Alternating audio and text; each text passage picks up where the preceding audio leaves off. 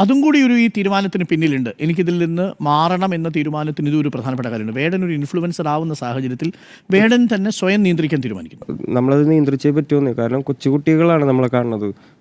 ഇപ്പോൾ എൻ്റെ വീട്ടിൽ ഞാൻ മുളന്താവിലാണ് ജീവിക്കുന്നത്. എന്നെ ഒരു ദിവസം ഒരു 10-15 പ്രാവശ്യമെങ്കിലും ആൾക്കാർ കാണാൻ വരും. ഈ 10-15 പ്രാവശ്യത്തിൽ 10 പ്രാവശ്യം വരുന്നത് കുഞ്ഞുമക്കളാണ്.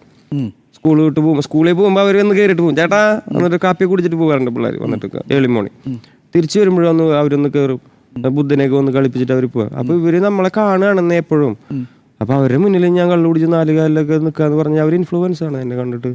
ഇപ്പൊ അതുകൊണ്ട് വേടന്റെ ജീവിതത്തിൽ അത് ഒരു വലിയ മാറ്റം ഉണ്ടാക്കിയിട്ടുണ്ട്. നമുക്ക് ഒരുപാട് മാറ്റം ഉണ്ടാക്കിയിട്ടുണ്ട്. ഞാൻ ഈ ഒരു 3-4 മാസത്തോളമായിട്ടുള്ള ഈ കാലഘട്ടത്തിൽ, കാരണം ഞാനിത് ഈ ലൈവ് ഷോസ് കൂടുതൽ ചെയ്യാൻ തുടങ്ങിയപ്പോഴേ ഇങ്ങനത്തെ ഒരുപാട് കാഴ്ചകൾ ഞാൻ കാണാൻ തുടങ്ങി.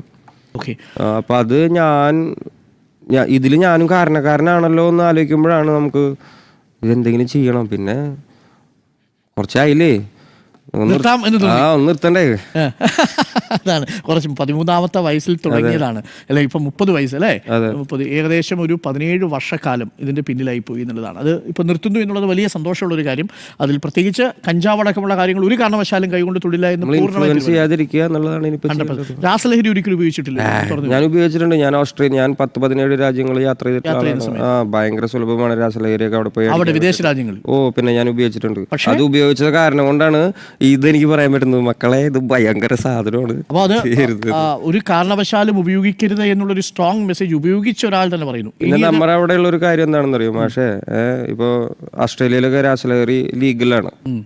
അവിടെ ഒരു ഇത്ര എമൗണ്ട് വരെ അവിടെ എല്ലാം ലീഗലാണ്. ഈ ലീഗലായിട്ടുള്ള ഇടങ്ങളിൽ ഇത് ഉപയോഗിച്ച് റോട്ടിൽ കിടന്ന ആൾക്കാരൊക്കെ ഭയങ്കര വിരളമാണ്. ഇത് ഉപയോഗിച്ച് പ്രശ്നം ഉണ്ടാകില്ല എന്നല്ല ഞാൻ പറയുന്നത്. മൈത്രേയൻ നാള് 2-3 ദിവസം വന്ന് പറഞ്ഞില്ലേ, ഇത് ബാൻ ചെയ്യുമ്പോൾ ഉണ്ടാകുന്ന ഒരു പ്രശ്നങ്ങളെ കുറിച്ചൊക്കെ.